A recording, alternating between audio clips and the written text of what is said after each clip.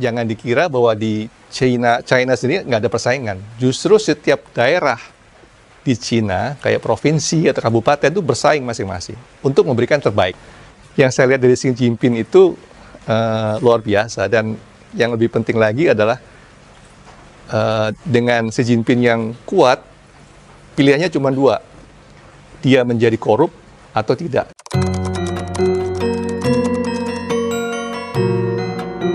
China itu memang sebuah kasus yang luar biasa menurut saya ya. Jadi dengan jumlah penduduk yang besar itu ada beberapa hal yang menjadikan faktor China itu jadi berkembang seperti yang sekarang ini. Sebenarnya yang paling utama juga adalah situasi politik ya di dalam China itu sendiri.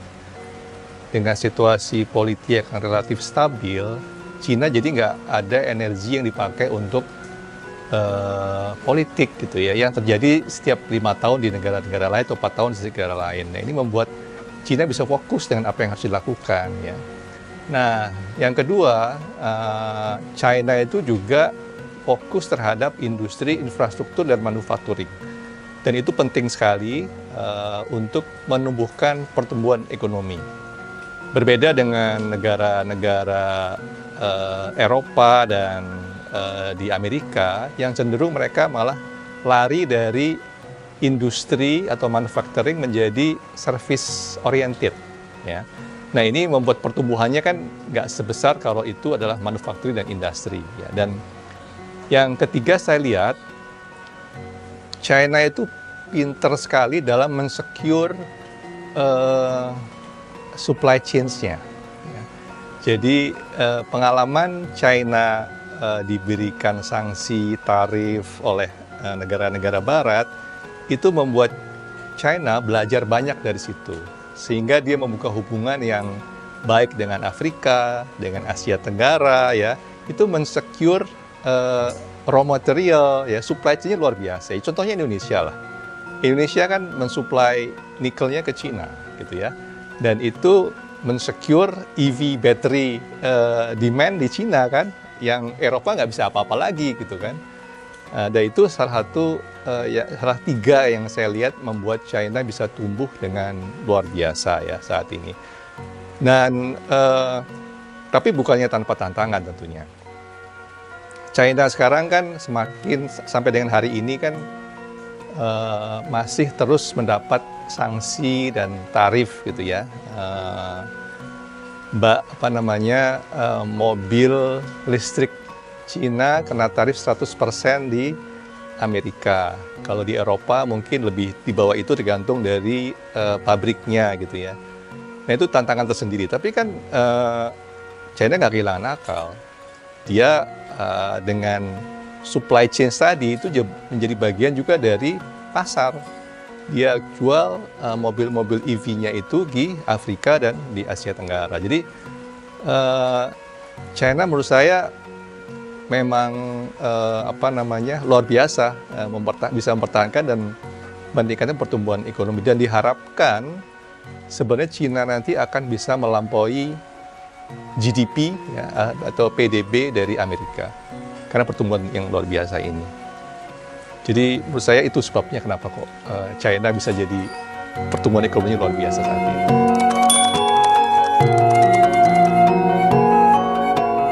Ini sebuah analisa dari seorang profesor di Inggris ya, dan kita tahunya bahwa China itu sangat sentralistik, ya, semua diatur oleh pusat, gitu ya. Tapi itu ternyata bukan itu yang terjadi. Untuk urusan politik ya hanya ada satu partai dan semua harus mengikuti arahan partai gitu ya politik. Tapi secara ekonomi rupanya sangat decentralized. Dan sinilah pinternya Xi Jinping itu melakukan persaingan. Jadi jangan dikira bahwa di China sendiri nggak ada persaingan. Justru setiap daerah di China, kayak provinsi atau kabupaten itu bersaing masing-masing untuk memberikan terbaik gitu ya. Dan para pejabat di daerah itu bersaing untuk bisa mendapatkan semakin dia bagus prestasinya, dia akan naik pangkat ke provinsi, ke pusat gitu ya. Jadi terjadi persaingan yang sehat. Dan ini membuat akhirnya Cina bisa memproduksi barang-barang yang memang berkualitas tinggi dan bisa diekspor dan diterima oleh dunia. Nah, disinilah peran Xi Jinping itu menurut saya bisa menjaga kestabilan politik sambil mengembangkan ekonominya. Dan pola ini juga ditiru ya oleh misalnya Vietnam. Vietnam adalah negara komunis tapi kapitalis dalam urusan ekonominya. Dan ini terjadi juga dengan di China. Nah, ini sebenarnya menarik ya, karena dengan kita bisa, ya memang kesannya gitu ya, kesannya itu tidak terjadi demokrasi, ya, sehingga suara rakyat mungkin tidak bisa disuarakan seperti halnya misalnya di negara barat ya. Tapi selalu ada plus minusnya gitu ya. Tapi di lain sisi yang saya melihatnya adalah karena tidak ada huru-hara, tidak ada energi yang keluar politik, itu mengakibatkan energinya bisa dipakai untuk pembangunan ekonomi. Yang kedua juga dengan demikian nggak ada gangguan, sehingga negara bisa terus maju gitu, nggak ada yang membuat negara itu jadi nggak stabil, ada pergolakan politik dan diganggu oleh negara-negara besar lainnya gitu ya. Itu di Cina nggak terjadi gitu. Jadi benar-benar mereka membuat ekosistem tersendiri, tidak ada WhatsApp di sana, tidak ada Facebook di sana, tapi mereka menciptakan sendiri ya hal itu, sehingga mereka bisa ngontrol apa yang dilakukan oleh penduduknya. Memang kesannya kebebasan nggak terjadi, tapi melejitkan ekonomi Cina. Dan saya baru baca hari ini juga, sekarang diaspora China di Amerika, ilmuwan-ilmuwannya itu balik ke China. Karena mereka sering dituduh untuk membantu China dalam mengembangkan teknologinya. Ya, jadi akhirnya nggak tahu terserah benar atau tidak, akibatnya grant yang diberikan, yang diminta oleh profesor tersebut tidak diberikan. Ya, akhirnya mereka mendingan balik ke China. Gitu. Jadi terjadi ya brain drain di Amerika ya, sehingga China semakin semakin kuat. Dan Amerika selalu mengecap bahwa Cina itu adalah hanya bisa mengimitate, meniru. Itu nggak lagi sekarang. China benar-benar sudah melakukan inovasinya gitu ya. Tadi saya sebutkan bahwa sanksi itu, tarif itu membuat China juga berkembang lebih baik lagi. Waktu itu Amerika dan Eropa melarang penjualan mesin litiografi yang membuat semikonduktor di Cina gitu ya, yang dibuat di Belanda. Tapi mereka nggak kurang akal, mereka menciptakan sendiri, walaupun mungkin speednya nggak setinggi yang di Belanda, tapi mereka menciptakan sendiri dan bisa mengakali dengan speed yang tidak terlalu tinggi tapi lebih efisien. Jadi memang di sana sudah terjadi lonjakan teknologi ya. Dan kalau kita lihat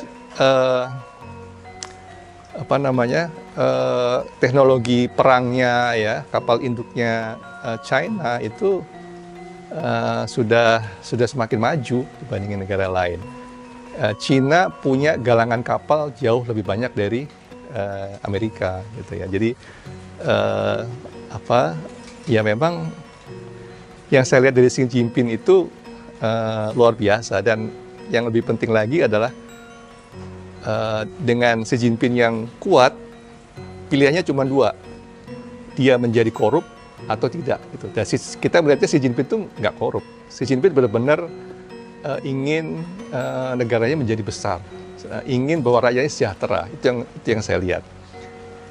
Bapaknya sendiri itu harus mulai dari bawah, partai, jadi petugas partai gitu ya, yang menjabat di daerah, sampai dia bisa naik ke nasional, itu ada prosesnya yang dilakukan gitu. Jadi nggak ada privilege untuk bapaknya bisa naik ke atas gitu. Jadi saya melihat Xi Jinping adalah sosok yang pemimpin yang memang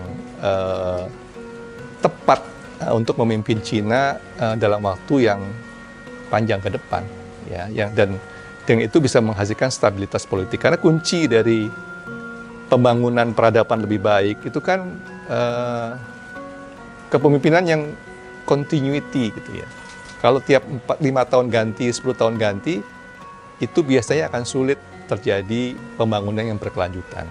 Yang baru akan merasa yang lama nggak baik dirombak lagi, rombak lagi. Nah ini dan continuity seperti ini akan lebih bagus untuk membangun Cina yang lebih baik lagi. Dan Cina sangat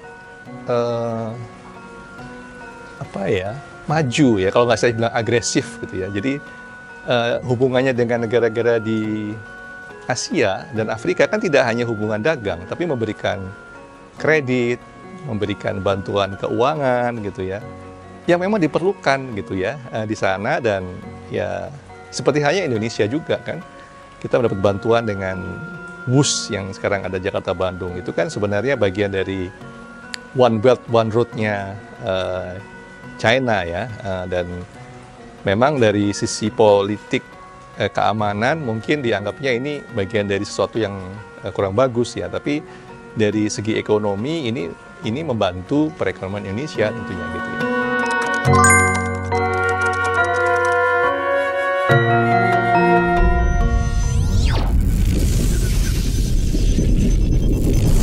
Dunia baru, meneropong dunia, membaca dunia, mengubah dunia.